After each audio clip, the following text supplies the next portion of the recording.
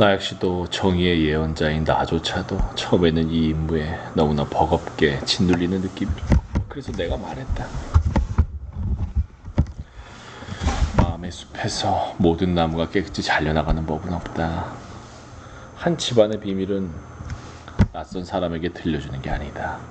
일모로그는 우리 집안이나 마찬가지다. 그런데 새벽이 밝아올 무렵 와린가의 어머니가 내게 와서는 눈물로 애원했다. 가산디 공연자여, 내가 말할 수 없이 사랑했던 내 아이의 이야기를 다른 사람에게 들려주세요. 실제 일어난 일이 뭔지 낱낱이 밝혀서 오직 진실을 전부 알고 난 다음에야 판단을 내리도록 말이에요. 가산디 공원자여, 감춰진 진실을 밝혀주세요. 처음에는 이런 의문이 들며 망설여졌다. 내가 누구이기에? 제 살 깎아먹는 자, 영양은 자기 모습을 본 자보다 소리를 질러서 그렇게 발각되게 만든 자를 더 미워한다고 하지 않았던가.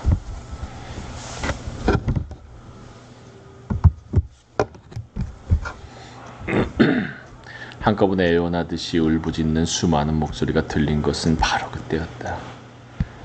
울부짖는 목소리. 가산디 공연자여, 정의의 예언자여, 지금 어둠에 가려 보이지 않는 진실을 드러내 보여주세요. 애원하는 목소리들이 나의 마음을 몹시도 심란하게 했으므로 나는 이랫동안 먹지도 마시지도 않은 채 단식을 했다.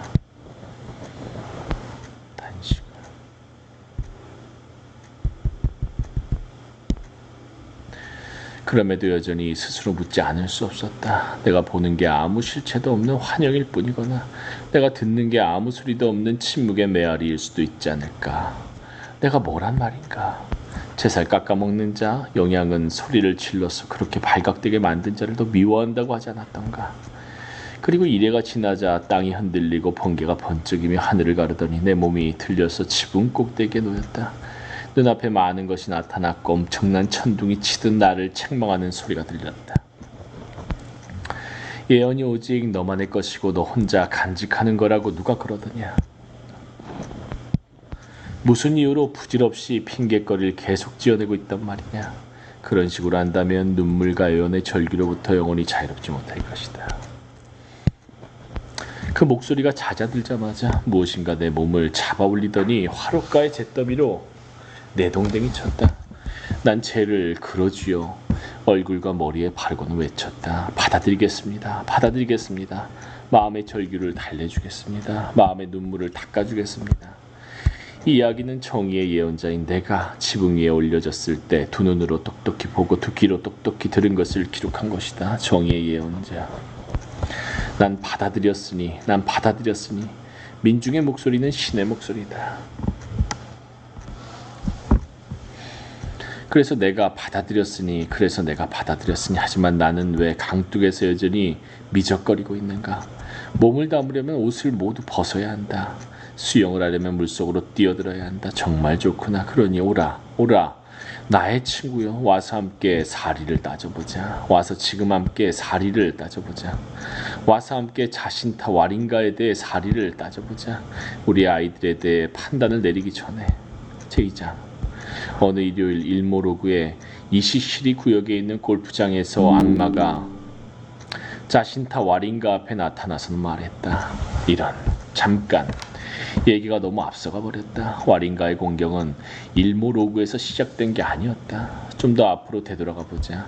푸른과 공경이 와린가를 쫓아다닌 것은 그녀가 나이로비를 떠나기 훨씬 전부터였다. 거기서 그녀는 국가기록원 건물 근처 토문보야가의 챔피언 건설회사 사무실에서 타자와 석기 등을 하며 비서로 일하고 있었다. 푸르는 쏜살같이 정령보다도 빠르게 오고 하나의 공경이 연이어 또 다른 공경을 낳는 법. 회사의 이사이자 그녀를 고용한 상사인 보스 키아라가 자신에게 접근하는 걸 거부했다는 이유로 와린가는 금요일 아침 해고되었다. 그날 저녁에는 애인인 존 키마나가 그녀가 보스 키아라의 정부라고 비난을 하면서 그녀를 차버렸다. 토요일 아침 그녀가 세드로 사는 나이로비의 오파파 제리코에 집주인이 찾아왔다. 도대체 집인지 새 둥지인지 바닥은 구멍이 숭숭 뚫리고 벽에는 온통 금이가 있으며 천장에선 물이 샜다. 집주인은 새를 올려달라고 말했다. 그녀는 그 이상은 못 내겠다고 했다. 그러자 당장 짐 싸서 나가라는 것이었다. 그녀가 이런 문제는 임대료 재판소에서 해결을 봐야 한다고 주장하며 못 나가겠다고 버텼다. 집주인은 자신의 메르세데스 벤츠에 올라타더니 차를 몰고 가버렸다. 그러더니 와링가가 눈도 깜짝하기 전에 시커먼 선글라스를 쓴 3명의 깡패를 데리고 다시 나타났다.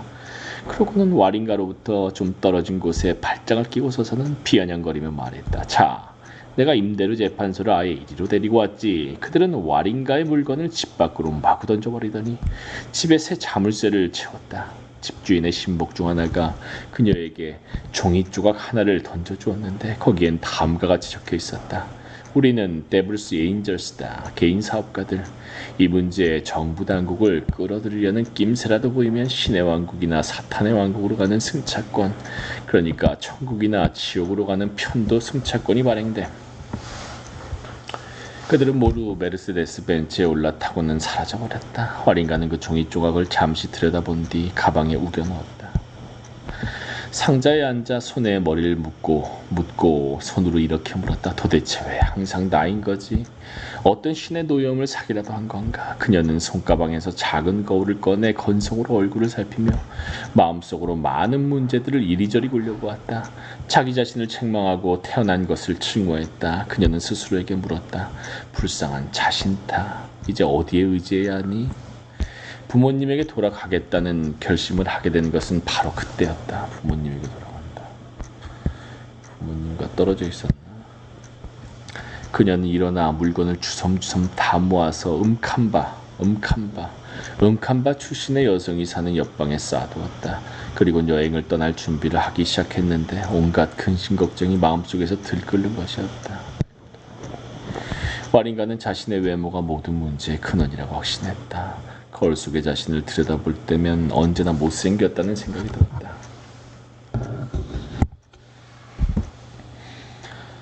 무엇보다 가장 싫은 것은 그 검은 색깔이었다. 그래서 MB라든가 스노우 파이어 같은 미백 크림으로 온몸을 망쳐놓곤 했다. 검게 태어난 그녀는 결코 하얗게 될 수 없다는 속담을 잊어버린 채 말이다. 그래서 지금 그녀의 몸은 진하고 옅은 부분으로 얼룩덜룩한 것이 꼭 불불닭 같았다. 머리카락은 끝이 갈라져 망가졌고 발갛게 달궈진 새빗으로 계속 잡아편 탓에 두더지 가죽처럼 갈색으로 바래버렸다. 와링가는 자신의 치아 또한 너무 싫었다. 약간 누르깨한 게 원하는 만큼 하얗지가 못했다. 그걸 감추고 싶을 때가 많았다. 그래서 그녀는 대놓고 웃는 법이 거의 없었다. 혹시 실수로 크게 웃다가 치아에 생각이 미치면 순간 입을 다물고 조용해지거나 손으로 입을 가렸다. 남자들은 가끔 그녀를 뿔난 와링가라고 부르며 놀려댔는데 거의 언제나 입술을 꼭 다물고 있기 때문에 그랬다. 그러나 와링가가 아주 기분이 좋아 하얀 치아가 변색되었거나 검은 피부가 검다는 것을 잊고 거리낌 없이 마음껏 웃을 때면 사람들은 그 웃음에 완전히 녹아내렸다. 그녀의 목소리는 향유처럼 부드럽고 눈은 밤하늘의 별처럼 반짝거렸다. 몸은 또 얼마나 보기 좋은지. 종종 스스로를 의식하지 않은 채 길을 걸어갈 때면 볼록한 가슴이 마치 산들바람에 흔들리는 잘 익은 과일처럼 흔들렸고 그러면 모든 남자들이 걸음을 멈추는 것이었다. 하지만 그녀는 결코 자기 몸에 빛나는 광채를 알지 못했다. 빛나는 광채. 다른 사람들의 아름다움만을 탐내고 따라함으로써 자신을 바꿀 수 있기를 열망할 뿐이었다. 다른 여성들이 옷 입는 대로 따라하느라 정신이 없었다. 그게 자신의 피부색이나 몸매에 어울리든 말든 그녀가 옷을 고르는 기준은 오직 유행뿐이었다. 유행. 때로는 다른 여성이 걷는 법을 따라하려고 자세와 몸가짐까지 이상하게 망가뜨리기도 했다. 뱁새가 황새 쫓아가려다 가랑이 찢어진다는 속담은 생각도 못하고 말이다. 그 토요일 일모로구의 부모님 집으로 가는 마타투를 타기 위해 나이로비의 거리를 따라 버스 정장 쪽으로 걸어 내려가는 와링가는 끈덕진 자기의심과 참담한 자기연민에 짓눌려 있었다. 그로부터 며칠이 지나 전혀 상상도 못했던 방향으로 삶이 변해버린 뒤에도 상상도 못했던 방향, 어떤 방향인지. 제국주의 전상가. 와링가는 자신이 어떻게 해서 강변로를 쭉 따라 내려가 로널드 은갈라가를 건넌 뒤 레이스 코스로의 끝자락 세인트 피터스 클레이버스 교회와 재봉틀 가게 사이에 있는 카카 호텔 버스 정류장에 서 있게 되었는지 그 자신도 알 수가 없었다. 시내버스가 맹렬하게 그녀 쪽으로 달려오고 있었다. 와린가는 눈을 감았다. 몸이 부들부들 떨렸다. 울컥 치밀어 오르는 것을 애써 삼키자 마치 기도의 리듬에 맞추듯 가슴이 두방망이질을 쳤다. 고난의 시기에 오 하나님, 저를 외면하지 말아주세요. 슬픔이 가득한 이 순간 제가 당신의 얼굴을 볼 수 있게 해주세요. 자, 이제 저를 받아주세요. 하나님. 갑자기 와린가의 머릿속에서 어떤 목소리가 울렸다. 너는 왜 또 다시 네 목숨을 끊으려 하느냐. 이 땅에서 내가 할 바를 다 마쳤다고 누가 얘기하더냐. 내게 주어진 시간이 이제 끝났다고 누가 말하더냐. 와린가는 번쩍 눈을 떴다. 그리고는 좌우를 살펴보았다. 목소리의 주인공은 보이지 않았다. 그제야 자신이 뭘 하려던 참이었는지 떠오르면서 머리끝에서 발끝까지 온몸을 전율이 휩쓸고 지나갔다. 바로 현기증이 일었다. 나이로비 전체가 사람들과 건물, 나무, 자동차, 거리가 눈앞에서 빙빙 돌기 시작했다.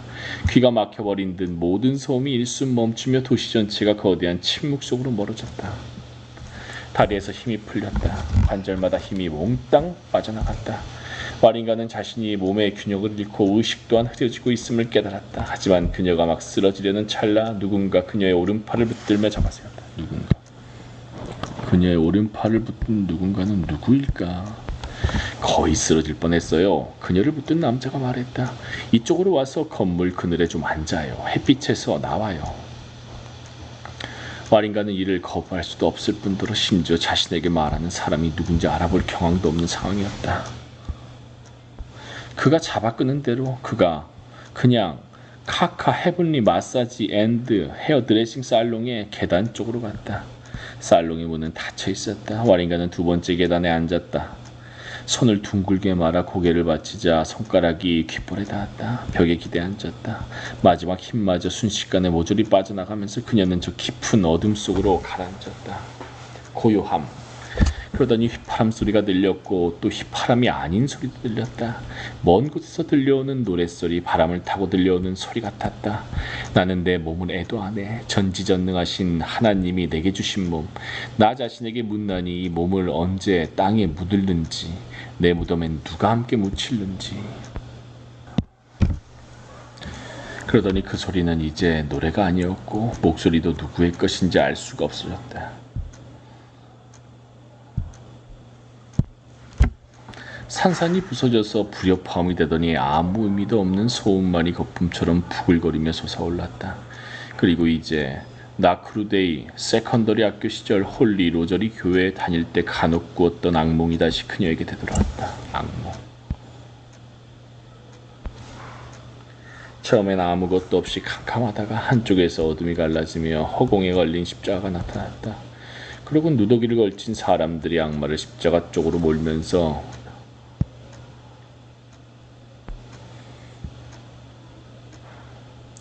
빛 속으로 걸어 들어왔다.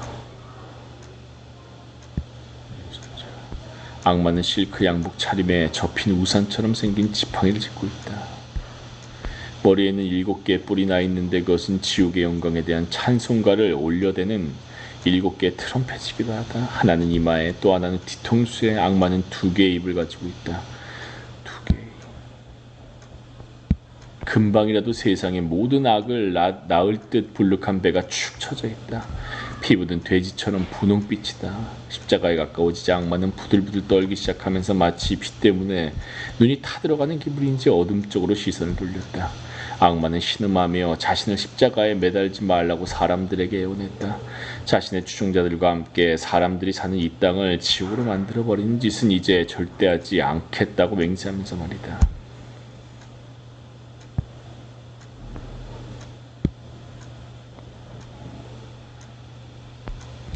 그러나 사람들이 한 목소리로 외쳤다. 내 놈의 교활함을 감추고 있는 그 예복의 비밀을 이제는 다 안다. 살인을 저질러 놓고서 연민의 예복을 입은 채 과부와 자식들에게 가서 얼굴에 눈물을 닦아준다는 것을. 한밤중에 사람들의 가게에서 물건을 훔쳐놓고서 새벽녘에 차선의 예복을 입은 채 그 피해자에게 찾아가 네가 훔친 국물이 담긴 조롱박을 건네주는 것을, 오직 내 놈의 욕구를 채우기 위해 음탕함을 부추겨 놓고서 의로움의 예복을 입은 채 사람들에게 회개하라고 순결의 길을 보여줄 테니 자신을 따르라 하는 것을, 남의 재산을 가로채 놓고서 우호의 예복을 입은 채 재산을 강탈한 악당을 잡는데 함께하자고 설교한다는 것을 말이다. 그러고서 사람들은 그 자리에서 곡장 악마를 십자가에 매달았고 승리의 노래를 부르며 가버렸다. 사흘 뒤 향복에 넥타이를 맨 다른 사람들이 와서는 어두운 벽 쪽에 딱 달라붙은 채 악마를 십자가에서 내렸다. 그러곤 그 앞에 무릎을 꿇고 큰 소리로 기도하면서 교활함의 예복을 조금씩 나누어 달라고 간청했다. 교활함을 나누어달라고. 그러자 그들의 배가 부풀어 오르기 시작했고 그들은 일어나 와린가에게 걸어와서는 와린가 자신들의 배를 두드리며 그녀를 비우는 것이었다. 그 배가 이제 이 세상의 모든 악을 다 물려받았으니. 와린가가 화들짝 정신을 차렸다. 그러곤 주변을 둘러보았다. 먼 여행이라도 떠났던 것처럼 그녀의 정신이 천천히 돌아왔다. 자신이 아직 레이스코스로에, 아직 세인트 피터스 클레이버스 교회 근처 카카 호텔의 버스 정류장에 있고 자신이 들었던 소리는 단지 차들이 빵빵거리며 쌩하니 달려가는 소리일 뿐임을 알았다. 그녀는 생각했다. 내가 어떻게 여기 있는 거지? 무슨 바람이 실려 이쪽으로 온 거지? 오파파 제리코에서 78번 버스를 탄 건 기억이 나는데 그 버스가 예루살렘 로와 마하티로를 지나 조고로로 들어서서 마사쿠시의 버스 정류장 지났고 그리고 그래 내 사랑 존 키마나를 마지막으로 한번 보려고 대학교에 찾아가는 길이었지. 화이트 로즈 세탁소 근처 국가기록원 건물 바깥쪽에 버스 정류장에서 내렸어. 톰 음보야가를 따라 내려갔고 쿤자 모스크를 지나쳤지. 지벤지 가든을 가로질러 가든 호텔을 지나쳤고 해리 수쿠로와 대학가가 만나는 모퉁이에 멈춰 중앙경찰서를 마주보고 서 있었지. 거기서 다시 되돌아갔던가. 대학 건물들, 특히 공과대학 건물을 보고 있자니 마린이 프라이머리와 나크루데이 세컨더리를 다니던 때 그대가 가졌던 꿈들이 떠올랐잖아. 그리고 나중에 그 꿈이 어떻게 은고리카의 돈 많은 노인네에게 짓밟혀 먼지 속에 처박혔는지도 생각이 났지. 그 기억이 존 키마나 공경에 빠져 허우적거리는 나를 간밤에 매몰차게 차버린 그에 대한 생각과 뒤섞이면서 갑자기 머리와 심장이 고통으로 참을 수 없이 화끈거리고 분노가 솟구쳐 올라 숨이 막힐 지경이었어. 은고리카의 돈 많은 노인네. 존 키마나.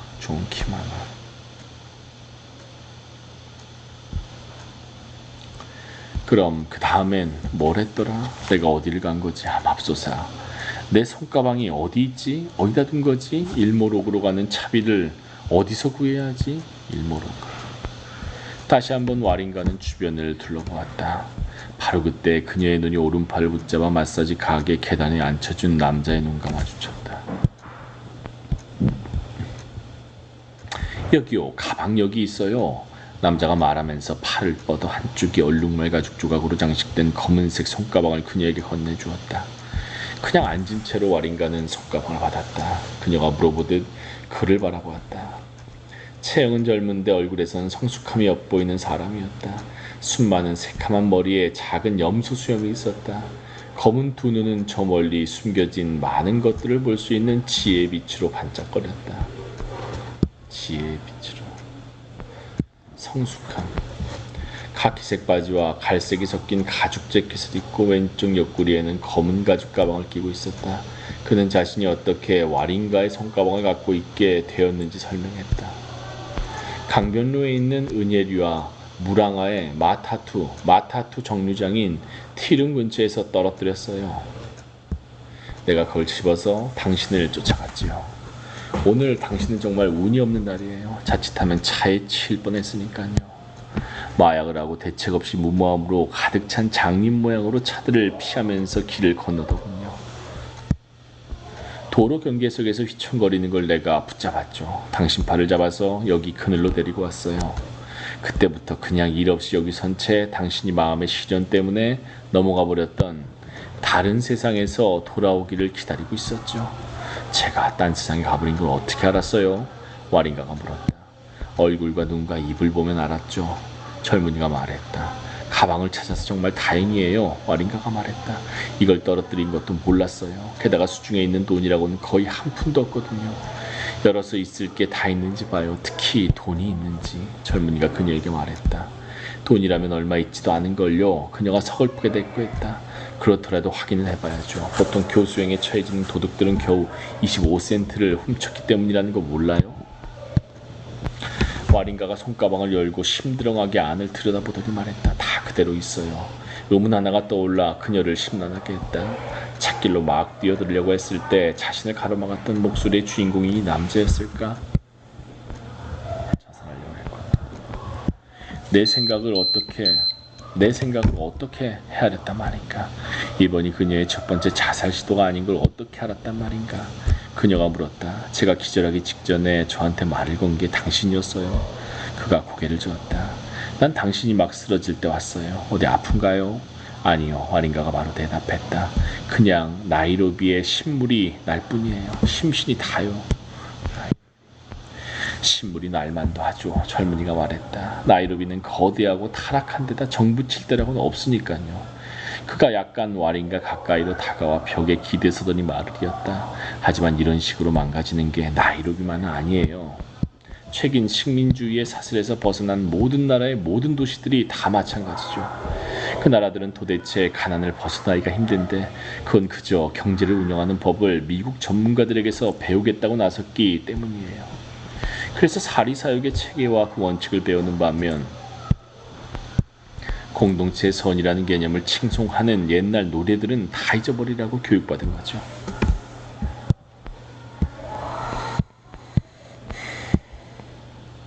돈벌이를 찬양하는 새로운 노래, 새로운 찬가만을 배워온 거예요. 그게 바로 오늘날 나이로비가 다음과 같이 가르치는 이유죠.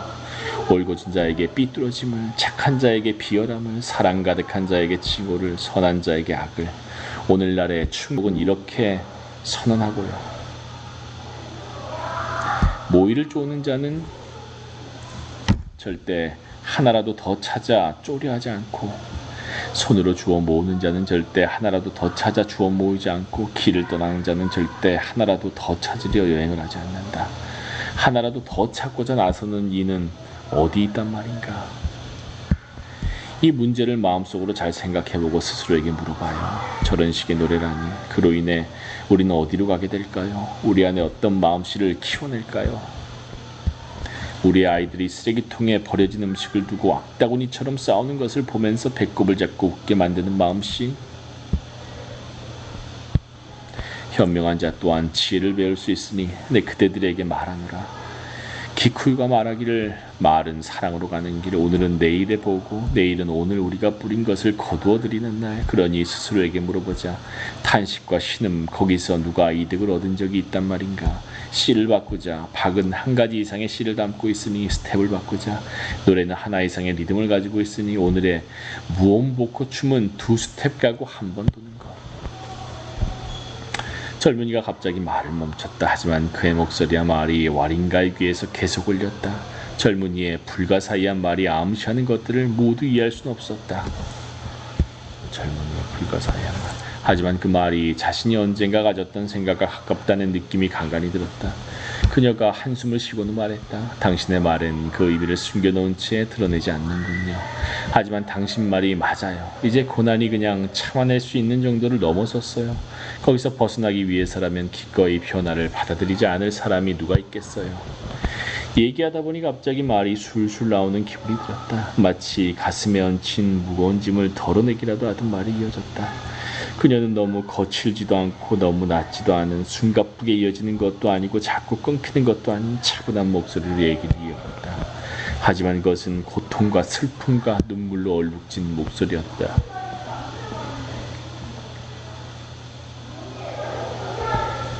14.